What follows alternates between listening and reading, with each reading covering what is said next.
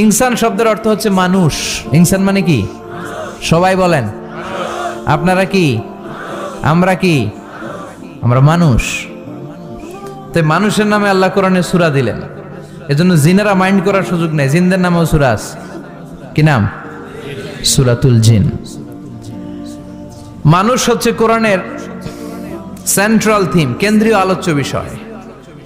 খুব ভালো করে খরগোশের মতো কানটা খাড়া করে শুনবেন। মানুষ হচ্ছে কোরআনের কেন্দ্রীয় আলোচ্য বিষয়, central theme of the holy Quran, subject matter, central subject matter of the holy Quran. কোরআনের কেন্দ্রীয় আলোচ্য বিষয় হচ্ছে কি? কথা বলেন। মানুষ। মানুষকে নিয়ে কোরআনে যত কথা, মানুষকে নিয়ে যত আয়োজন, সবকিছু মানুষকে নিয়ে। এজন্য মানুষই হচ্ছে কোরআনের কেন্দ্রীয় আলোচ্য বিষয়। চিল্লায় পড়েন আল্লাহু আকবার। আবার আল্লাহ বললেন, গোলাম, এই কোরআনের প্রথম সূরার নাম ফাতিহা, দ্বিতীয় সূরার নাম হলো আল বাকারা। বাকারা শব্দের অর্থ হলো গাভী। আর এই কোরআনের সর্বশেষ সূরার নাম হলো সূরাতুন নাস। নাস মানেও মানুষ। আল্লাহ বুঝাতে চাইলেন, কোরআন শুরু করেছি প্রাণীর নামে একটা সূরা দিয়ে, আর এই কোরআনটারে শেষ করেছি মানুষের নামে একটা সূরা দিয়ে। তার মানে কোরআনটা যদি ভালোভাবে হৃদয়ঙ্গম করতে পারো, তোমাদের মধ্যে পশুত্বের যে প্রবৃত্তি আছে, পশুত্ব দূর হয়ে তুমি মানুষের মতো মানুষ হয়ে যাবা। কোরআন পড়লে আপনার মধ্যে পশুত্ব থাকবে না, আপনি মানুষ হবেন, মানুষের মতো মানুষ। কিসের মতো? এই পৃথিবীতে মানুষ হওয়া সবচেয়ে কঠিন, মানুষের বড় অভাব। অনেকে বলবেন, কি বললেন হুজুর, পৃথিবীতে প্রায় 600 কোটি মানুষ আর আপনি কোন মানুষের অভাব? আসলে 600 কোটি যা দেখা যায় এগুলো মানুষ না, এগুলো জনসংখ্যা। এজন্য বলা হয়, বাড়ছে জনসংখ্যা, কমছে মানুষ। বাড়ছে কি কমছে কি? মানুষ সব মানুষ হতে পারে নাই, মানুষ হওয়া বড় কঠিন। এই কোরআন এসেছে মানুষের মতো মানুষ বানাতে। গরুর পেট থেকে যদি কিছু বেরোয় আমরা ওটারে বলে গরু, ছাগলের পেট থেকে বেরোলেই ওটা ছাগল হয়ে যায়। কিন্তু মানুষের পেট থেকে বেরোলেই ওটা মানুষ হয় না, ওটারে মানুষ বানাইতে হয়, ওইটারে মানুষ করতে হয়, তাই না? আবার ছাগলকে কেউ কোনোদিন বলে না তুই ছাগলের মতো ছাগল হ, গরুকে কেউ কোনোদিন বলছে তুই গরুর মতন গরু হ, কিন্তু মানুষকে বলা হয় তুই মানুষের মতো মানুষ হ। কোরআন এসেছে আমাদেরকে মানুষের মতো মানুষ বানাতে, ঠিক কি না? এই দুনিয়া এখন তো আর সেই দুনিয়া নাই, মানুষ নামের মানুষ আছে দুনিয়া বোঝাই, সেই মানুষের ভিড়ে আমার আসল মানুষ নাই, ঠিক কি না? আসল মানুষের বড় অভাব, আসল মানুষের বড় সংকট। এই কোরআন এসেছে আমাদেরকে আসল মানুষ বানাতে, কোরআন এসেছে আমাদেরকে মানুষের মতো মানুষ বানাতে। এজন্য যে মা বাবারা চান আপনার ছেলে টেন্ডারবাজ না হোক, চাঁদাবাজ না হোক, 31st নাইটে মেয়েদের ওন্না ধরে টান না দেখ, ফ্যান্সি ডিলের টাকার জন্য আপনারা লাথি মেরে ঘর থেকে বের না করে দেখ, ওই মা বাবারা ছেলে মেয়েদেরকে একটা কিতাব পড়ায় দিবেন। কিতাবটার নাম কি? এই কিতাবটা পড়লে আপনার ছেলেরা শিক্ষিত বানাবে কে? আমি বলি, teach your children the holy Quran, holy Quran will teach your children everything. আপনি আপনার ছেলেরা শুধু কোরআন শিখান, কোরআন আপনার ছেলেরা গোটা দুনিয়াটা শিখায় দিবে। কারণ কোরআনের প্রথম বাণী হচ্ছে পড়ো, educate yourself, educate your generation. নিজে শিক্ষিত হও, সভ্য হও, সিভিলাইজড হও।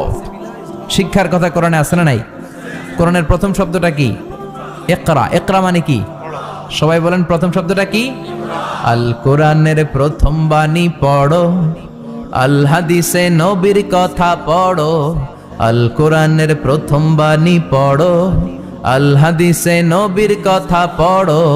পড়ে পড়ে শেখো, শিখে শিখে তুমি তোমার নিজের জীবন গড়ো। সুবহানাল্লাহ পড়েন। কোরআন পড়লেই জীবন গড়া যায়, ঠিক কিনা? তাহলে এই কোরআনকে আল্লাহ তাআলা নাজিল করেছে আমাদেরকে মানুষের মতো মানুষ বানাতে। কি বানাতে? চিল্লায় বলেন, মানুষের মতো মানুষ। মানুষের মতো মানুষ বানানোর জন্য আল্লাহ তাআলা এই কোরআনকে নাজিল করেছে। মানুষকে আল্লাহ এতটা শ্রেষ্ঠত্ব দিয়েছে, মানুষ যদি শ্রেষ্ঠ হয়, মানুষ ফেরেশতাকে ছাড়িয়ে যায়। আর মানুষ যদি নিকৃষ্ট হয় তাহলে সে পশুত্বকেও হার মানায়। দলিল কি? দলিল হচ্ছে মেরাজ রজনীতে সাইয়েদনা জিব্রাইল সিদরাতুল মুনতাহা পর্যন্ত গেলেন। ওইখান থেকে দুইটা ঝর্ণা বা নদী নেমে গেল। বিষ্ণু বললেন, জিব্রাইল, এই নদী দুইটা কোন নদী? সাইয়েদনা জিব্রাইল বললেন, এই দুইটা নদী সিদরাতুল মুনতাহা থেকে পৃথিবীর দিকে নেমে গিয়েছে। আর একটা হচ্ছে ইরাকের ফোরাত নদী, আর একটা হচ্ছে মিশরের নীল নদী। এরপরে সাইয়েদনা জিব্রাইল বললেন, ইয়া রাসূলুল্লাহ, ইয়া হাবিবাল্লাহ, এই জায়গার নাম হলো সিদরাতুল মুনতাহা। এখানে একটা বড়ই গাছ আছে, এইটা হলো আমার লাস্ট ডেস্টিনেশন, বর্ডার এরিয়া। এই বর্ডার এরিয়ার উপরে যাওয়ার ক্ষমতা আমার নাই। 1 ইঞ্চি উপরে গেলে আমার পাখাগুলোরে জ্বালিয়ে সারখার করে দিবে কে? সৃষ্টির শুরু থেকে আজ পর্যন্ত যত নবীর কাছে আমি ওহী নিয়ে দুনিয়ার বুকে নাজিল হয়েছি গো নবী, এই সিদরাতুল মুনতাহায় কান লাগিয়ে আল্লাহর কথা শুনেছি। আজ পর্যন্ত আমিও আল্লাহরে দেখি নাই। নবী গো, আমি তো আল্লাহরে দেখি নাই, এটা আমার লাস্ট এরিয়া। আমার যে দেখেন আপনি কোরআন নাজিল করে উপরের দিকে উড়াল দিতে, আমি উড়াল দিয়ে এখানে এসে বসে থাকি। সুবহানাল্লাহ পড়েন। এর উপরে আমি যেতে পারবো না, পাখাগুলো জ্বলে যাবে, যাওয়ার পারমিশন নাই। তবে আপনারে পারমিশন দিছে কে? আমি এইখানে দাঁড়িয়ে রইলাম, আপনার মিটিং আল্লাহর সাথে শেষ করে আপনি নেমে আসেন গো নবী। নবী যান, আপনার মিটিং এর জন্য, আপনাকে সারপ্রাইজ দেওয়ার জন্য আপনার অপেক্ষায় আল্লাহ অপেক্ষমান। সুবহানাল্লাহ। তার মানে ফেরেশতা যেখানে শেষ, বিশ্বনবীর খেলা এখানে শুরু, ঠিক কি না? জিব্রাইল ওখানে থেমে গিয়েছে, আর যেতে পারে না। জিব্রাইল যেখানে শেষ, বিশ্বনবীর যাওয়া শুরু। তার মানে মানুষ যদি শ্রেষ্ঠ হয়, সে ফেরেশতাকে ছাড়িয়ে যায়। আর মানুষ যদি নিকৃষ্ট হয়, তাহলে সে পশুকেও হার মানায়, ঠিক কি না? আপনি কখনো শুনছেন একটা সিংহ আর একটা সিংহকে মারে? একটা বাঘ আর একটা বাঘকে মারে না। একটা হরিণ আর একটা হরিণকে মারে না। একটা হাতি আর একটা হাতিকে হত্যা করে না। কিন্তু একটা মানুষ আর একটা মানুষকে হত্যা করে না।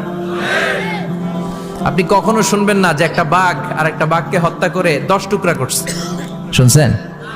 একটা হাতি আর একটা হাতিকে মেরে 30 টুকরা করছে? শুনছেন?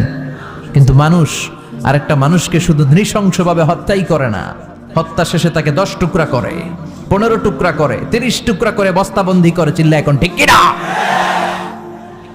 পাওয়া যায় না এরকম লাশ?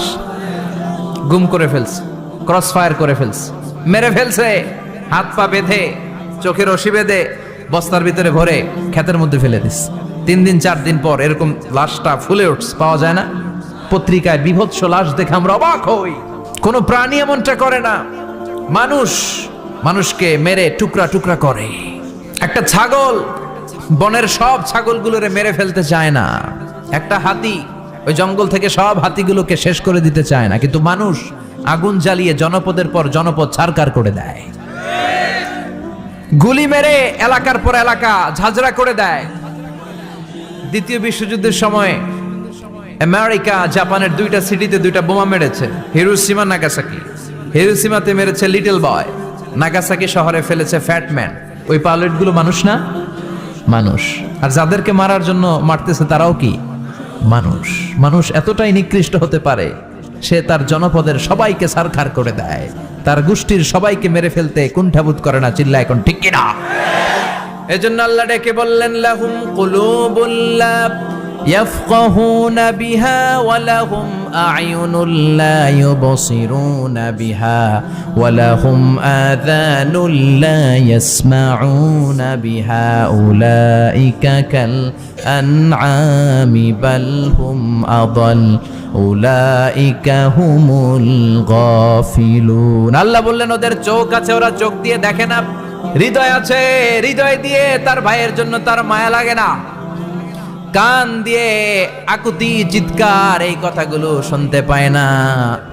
উলাইকা কাল আনআম, দেখতে এদের হাত আছে, পা আছে, চোখ আছে, দেখতে মানুষের মতো, আসলে এগুলো মানুষ না, এগুলো পশু। বালহুম আদাল, পশুর চেয়েও খারাপ, ঠিক কি না? এগুলো শুধু পশুই না, এগুলো পশুর চেয়েও খারাপ। এই কোরআন যদি আপনি পড়েন, আপনার এই পশুত্বের মনোভাবটা দূর হয়ে যাবে, আপনি মানুষের মতো মানুষ হতে পারবেন, ঠিক কিনা?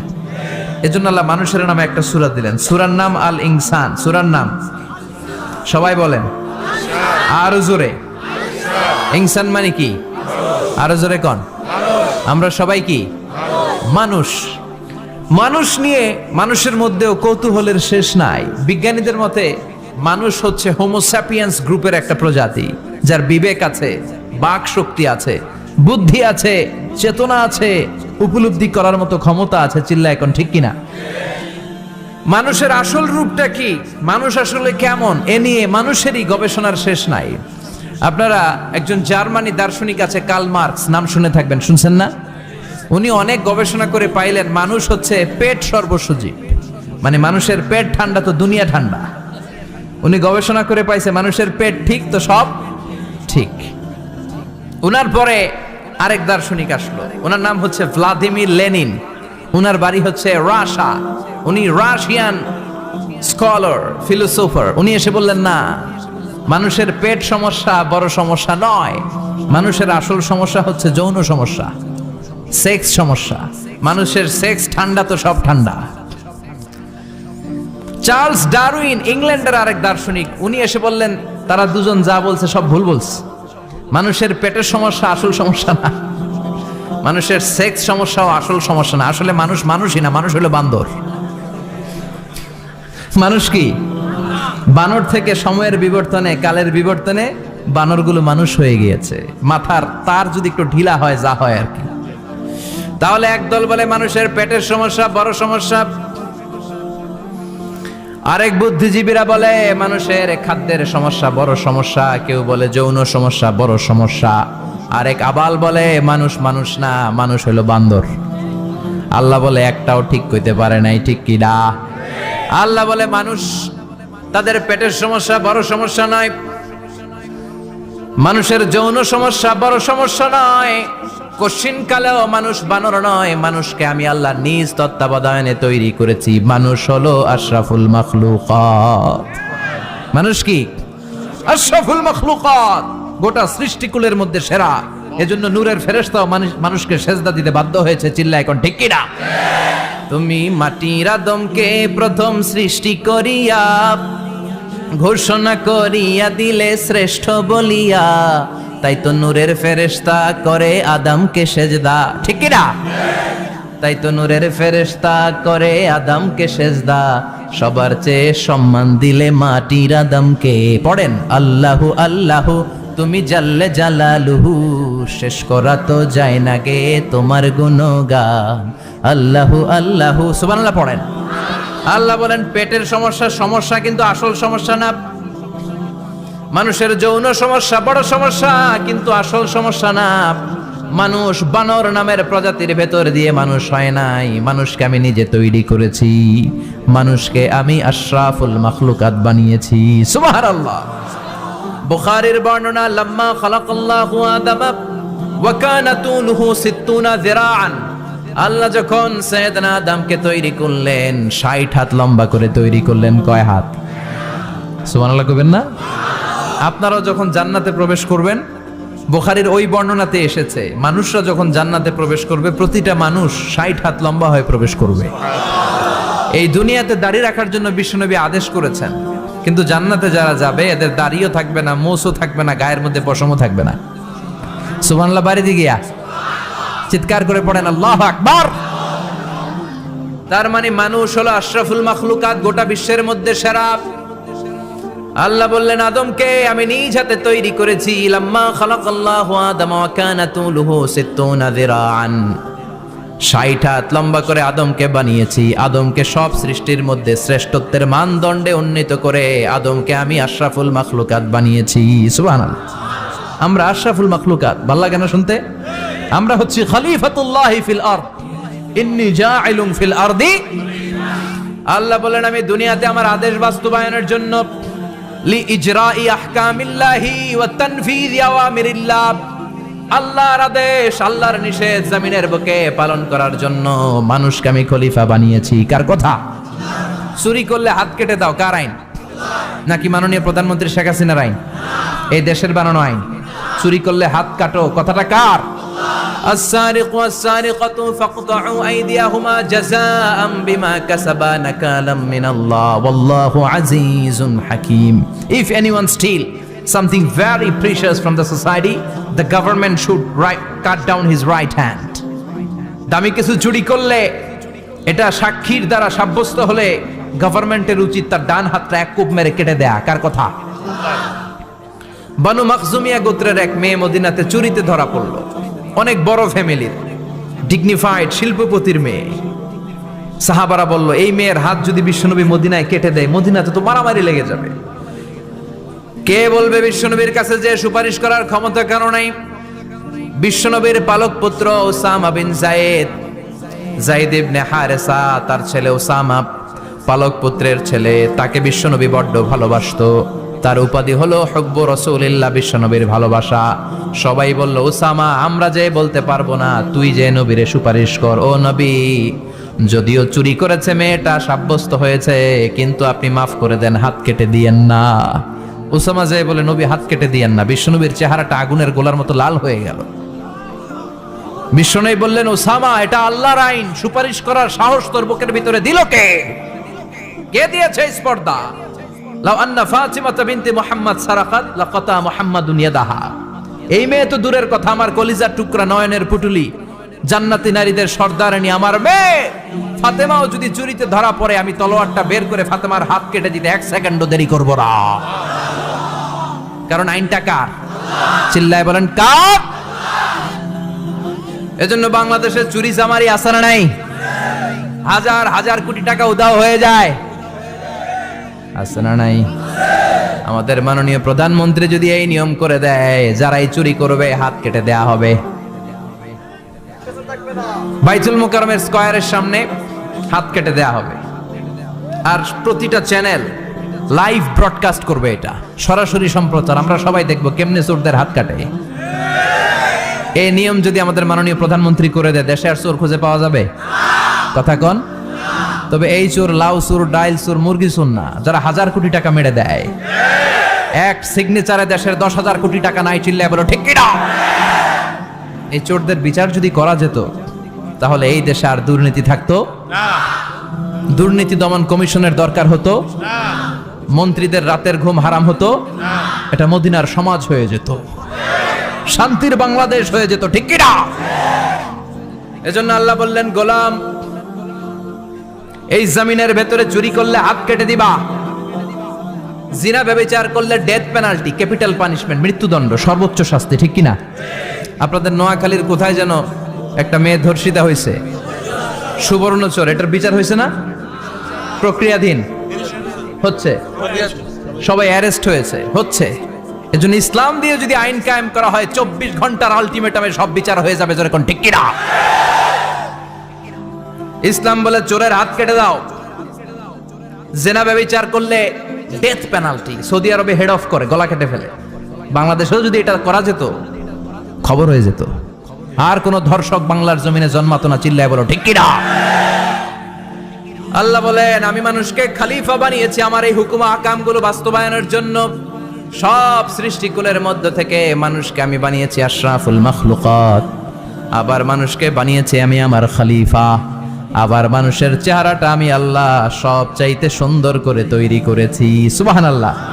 লাকাদ খালাকনাল ইনসানা ফি আহসানি তাকওয়িম। আমি মানুষের চেহারাটা সব চাইতে চমৎকার অবয়ব দিয়ে তৈরি করেছি রে গোলাম। সুবহানাল্লাহ। পৃথিবীতে যত প্রাণী আছে সব সৃষ্টির মধ্য থেকে আমাদের সৃষ্টিটা সুন্দর না? আপনি হিউম্যান অ্যানাটমি নিয়ে যদি গবেষণা করেন, কেমনে আল্লাহ আমাদের এখানে হার্ট দিলেন, লাঞ্চ দিলেন, হ্যাঁ, তারপরে 206টা হাড্ডি দিলেন, হাড্ডিগুলো আবার ব্যান্ড করা যায়, দেখছেন? বাঁকা করা যায় না? এটা বাঁকা করা যায়। বাঁকা না করলে আপনি খাইতে পারতেন? ক্রিকেট যারা খেলো, পেস বল করতে পারতা? স্পিন বল, হ্যাঁ, অফিস স্পিন, লেগ স্পিন, কয় হুজুরও জানে কেমনে রে, তোর থেকে শিখছি বেটা। তো এই যে ছেলেপেলারা এরকম অফ স্পিন করে, লেগ স্পিন করে, এগুলো হচ্ছে আল্লাহর দেয়া কারিশমা। হাত ঘুরানো যায়। আল্লাহ যদি এটাকে এরকম ব্যান্ড করার সুযোগ না দিতেন, করতে পারতাম? আবার এইখানেও বাঁকা করার সুযোগ আছে না নাই? এইখানেও আছে না নাই? আবার এইখানেও আছে না নাই? কত কাজ। বাজার করে যখন বাজারের ব্যাগ যখন নিয়ে আসেন, কোথায় ধরে রাখেন? আঙ্গুলে ধরে রাখতে হয়। ক্যারাম যখন খেলো, কি দিয়ে টোকা মারো? সুবহানাল্লাহ কয় না পোলাপান? আহা, কত খেলার সিস্টেম আল্লাহ দিলেন। আবার ক্রিকেটের মধ্যে 2 আঙ্গুল তুললে কি ওই যে সব মুখস্থ। আবার এক আঙ্গুল তুললে কি আউট। কত কাজ এই আঙ্গুল দিয়ে। এই আঙ্গুলগুলোর বাঁকা করার, বেন্ড করার ক্ষমতা আমাদেরকে দিয়েছে কে? আল্লাহ। এজন্য আল্লাহ বললেন লাকাদ খালাকনাল ইনসানা ফি আহসানি তাকওয়িম। আমি মানুষের চেহারাটা সব চাইতে সুন্দর করে তৈরি করেছি। মানুষ সুন্দর, আমাদের চোখ সুন্দর না মিয়া? আমাদের চোখও যদি সুন্দর হতো তাইলে আমরা বুঝতাম মানুষগুলো কত সুন্দর। আমরা মনে করি ধলা হইলেই সুন্দর, কয় ধলা ধলা এটা সুন্দর, ডাকাইত, এগুলো ডাকা। একটা মানুষের চেহারা স্কিন যদি কালো হয় এর মধ্যে একটা সৌন্দর্য আছে না নাই? একটা মেয়ের স্কিন যদি কালো হয় তারপরও চেহারায় সৌন্দর্য আছে না নাই? কয় না হুজুর আমার বউ সুন্দর না, কালা কালা। আছে না নাই? তুই ডাকাইত, তুই কি? একজন মানুষের চেহারা যেরকমই হয় আপনি খেয়াল করে দেখবেন তারপরও তার অবয়বের মধ্যে একটা এক্সট্রা অর্ডিনারিটি আছে, কারোর সাথে কারোটা মিলে না। সুবহানাল্লাহ পড়েন। এজন্য প্রতিদিন স্ত্রীরে বলবেন, স্ত্রী তুমি সুন্দরী, তুমি অনন্যা, তোমার চাইতে সুন্দরী গোটা বিশ্বে কেউ নাই। কইবেন না? মুরব্বীরা কয় না, কইতাম না, আগে কইয়া ফেলাইছি। এগুলো বলবেন। এগুলো বললে স্বামী স্ত্রীর মধ্যে ভালোবাসা বাড়াই দিবে কে? আল্লাহ। আমি প্রায় এগুলো বলি, উৎসাহিত করি যে স্বামী স্ত্রীর মধ্যে যে ভালোবাসাটা এটা পবিত্র, এটা জান্নাতি। এই ভালোবাসা জান্নাতে শুরু হয়েছিল সাইয়েদনা আদম আর হাওয়ার মধ্য দিয়ে। চিল্লা এখন ঠিক কিনা? স্বামী স্ত্রী দুইজনে একের হাতের সাথে আরেকজনের হাত মিলালে হাতের সগীরা গুনাহ মাফ করে কে? আল্লাহ। স্ত্রীর চেহারার দিকে নজর করে তাকালে চোখের গুনাহ মাফ করে দেয় কে? আল্লাহ। স্ত্রীর জন্য প্রতি মাসে যে খরচ দেন এই টাকাগুলো সদকা দেওয়ার সওয়াব আছে না নাই? স্ত্রীকে যে দামি দামি ভ্যানিটি ব্যাগ কিনে দেন এটা তো সওয়াব আছে না নাই? কক্সবাজারে ঘুরতে নিয়ে গেলে সওয়াব আছে না নাই? ফুল কিনে দিলে সওয়াব আছে না নাই? ভালোবাসার গান শোনাইলে সওয়াব আছে না নাই? তোমারে লেগেছে কত যে ভালো, চাঁদ বুঝি তা জানে, রাতেরও আধারে দোসর হয়ে তাই সে আমারে টানে, চাঁদ বুঝি তা জানে। ঠিক কিনা? আজকে পারবেন না শোনাইতে রাত্রেবেলা? পারবেন? পারবেন? পোলাপাইন রাখায় পারবো। তোকে তো বেটা বিয়েই হয় নাই, বিয়ার পরে শোনাইস। তো এই ভালোবাসার গানগুলো শোনালে নিজেদের মধ্যে একটা ইন্টিমেসি তৈরি হয়। বিশ্বনবী এরকম স্ত্রীর সাথে খুনসুটি করতেন, ভালোবাসা করতেন। এটা হালাল, কিন্তু এটা জায়গা মতো না করে ভাবির লগে করলে মায়ের আছে না নাই? ভালোবাসার গান জায়গা মতো শোনাতে হবে। স্ত্রীকে ভালোবাসার গান না শুনিয়ে যদি চাচাতো বোনরে শোনাও, শালিরে শোনাও, পাড়ার মেয়েদের সাথে যদি টাঙ্কি মারো, ফিল্ডিং মারো, মায়ের আছে না নাই? তার মানে জায়গা মতো করলে সব সওয়াব। সুবহানাল্লাহ পড়েন। আর বিয়েটারে সহজ করে দিবেন। আমি তো সব জায়গায় বলি বিয়েটাকে সহজ করে দেন, আমরা বিয়েটারে কঠিন করে ফেলছি। একটা ছেলে এই দেশে 16 থেকে 18 বছর বয়সে ম্যাচিউরড হয়, কিন্তু ওরে বিয়ের পিড়িতে বসায় 32 বছর বয়স। তো বাকি 32 বছর ও কি আঙ্গুল চুষবে? কথা কন, কি করবে? ও যে পাপ কাজ করে, ও যে পর্নোগ্রাফি দেখে, ও যে মাস্টারবেশন করে, এগুলোর পার্সেন্টেজ গুনাহ মা বাবার আমল নামায় আছে না নাই? মা বাবার এত সহজে পার পেয়ে যাবেন না। ছেলে মেয়েগুলারে সময় হলে বিয়ে দিয়ে দেন। বিয়ের চেয়ে ভালো কাজ পৃথিবীতে আছে? যেই সমাজে বিয়ের খরচ বেড়ে যায় ওই সমাজে জেনার খরচ কমে যায়। বিয়ে করতে লাগে 10 লাখ, জেনা করতে লাগে 500 টাকা। কথা কন। এজন্য জেনাকে সহজ করবেন না বিয়েকে সহজ করবেন? বিয়ের কথা কইলেই পোলারা কয় তুই নিজের পায়ে দাঁড়া। তো এতদিন ও কার পায়ে দাঁড়াইছে? সহজ করবেন তো? নোয়াখালীর ভাইরা, আল্লাহ তুমি বোঝার তৌফিক দাও। আমিন।